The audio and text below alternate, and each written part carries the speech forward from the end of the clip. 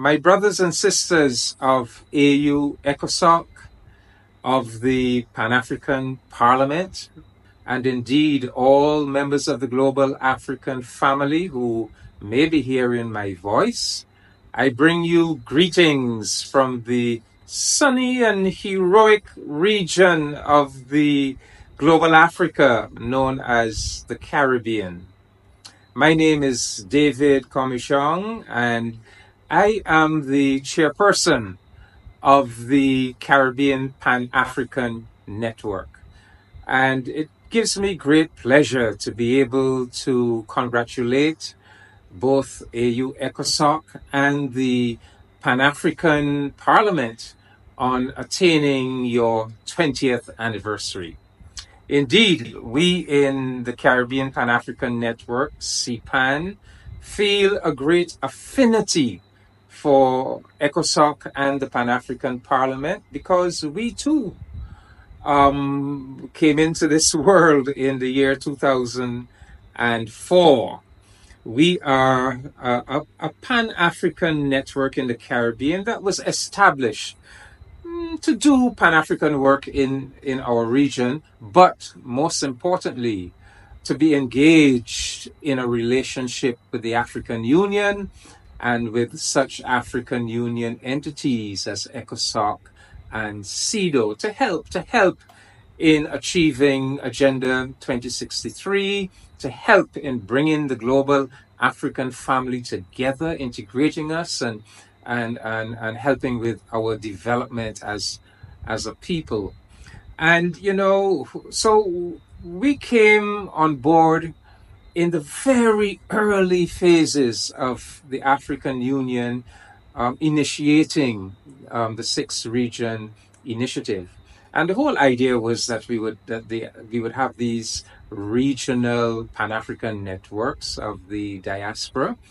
Well, I think that we did it well in the Caribbean, because the way it happened in the Caribbean in 2004 is that Pan-African organizations in the Caribbean came together. We met in Barbados to establish our CPAN, but we had with us in Barbados representatives of CEDAW. So they were there, they were able to oversee the process. And so they were there at the birth of CPAN. And this has made it very easy for us to have trust on both sides and for CPAN to be able to work very intimately with African Union entities over the past 20 years. And so, we have seen tremendous progress over those 20 years. We have developed a very close bond with ECOSOC and CEDAW. And in fact, I would say that our flagship project is the Global Africa People-to-People Forum. This is where we come together, CPAN, ECOSOC, CEDAW, and we bring together leading statespersons and policymakers and young people from Africa, from the Caribbean, to address some of the pressing issues facing African people. Not only have we built that relationship with entities like ECOSOC and CEDAW, but we have seen over the last 20 years a blossoming of the Africa-Caribbean relationship. And I dare say that much of that progress can be attributed to the activism of CPAN, the relationships and the activities that CPAN has done in conjunction with CEDAW and ECOSOC. And so we have seen Caribbean countries, my own country of Barbados, establishing embassies on the African continent.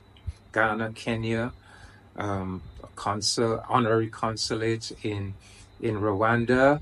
We have seen the African Export-Import Bank set up its Caribbean headquarters. We have seen in 2021 the first Africa CARICOM Heads of Government Summit, and we have seen the 7th of September declared Africa CARICOM Day.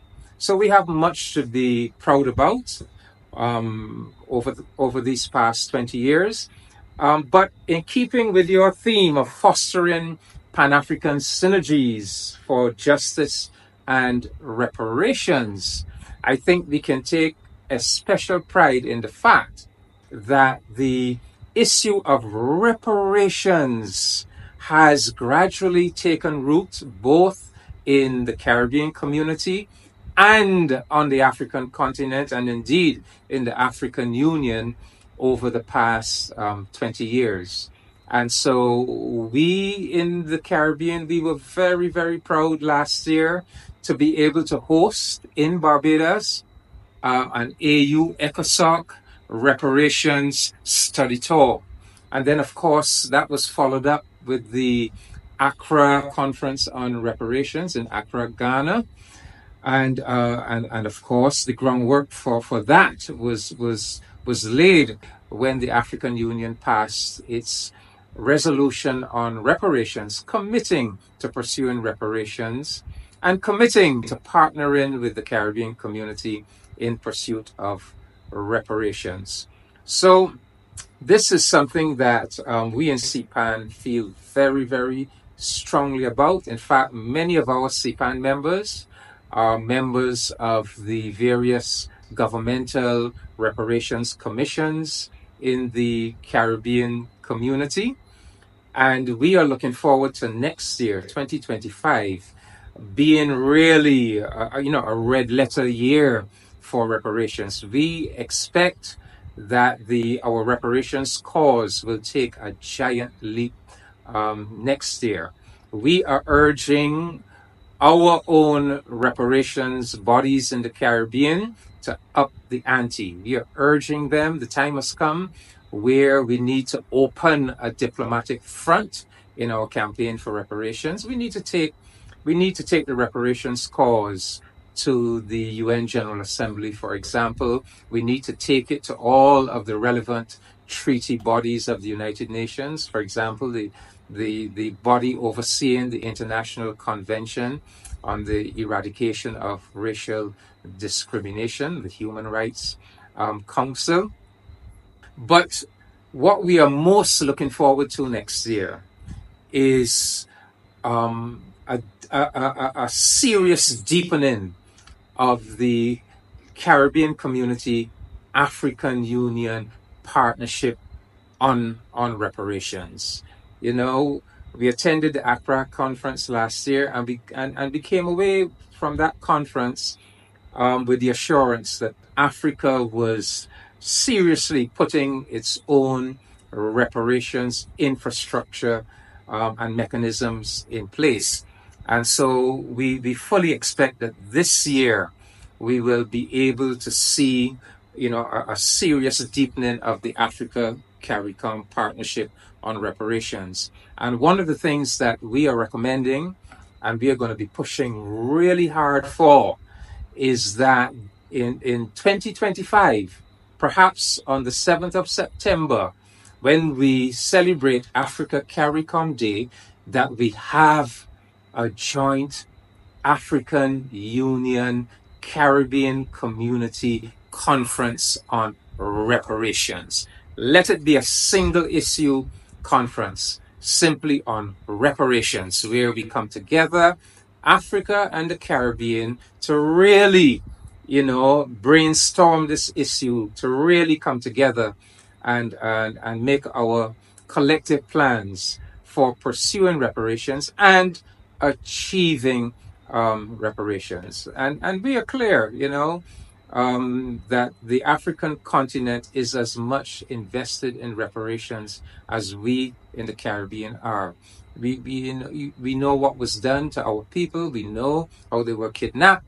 They were brought to our region. They were enslaved. But we also know the tremendous damage that was done to the African continent by that whole process of the looting and plundering of Africa's resources by African enslavement and African colonization. In fact, our great Caribbean scholar, Dr. Walter Rodney, said it all in his great history book, how Europe underdeveloped Africa. So permit me to end on this note. Looking back, yes, feeling very proud about the 20-year history that we share in common, CPAN, ECOSOCC, CEDAW, and indeed the Pan African Parliament, but looking forward to 2025, a year of justice and reparations. And we hope that our proposal for that Africa CARICOM, African Union CARICOM conference on reparations, perhaps on Africa CARICOM Day, 7th of September 2025, that will become a reality. Brothers and sisters, I'm sorry I couldn't be there with you in Dakar, Senegal. Perhaps if we had had that direct flight in place between the Caribbean and the west coast of Africa, it would have been possible for me to make it. That's something else that we have to advocate for and make sure we put in place as soon as possible. That direct flight between Africa and the Caribbean. So I'm there with you in spirit, and I wish you a very, very, very successful conference. Thank you very much.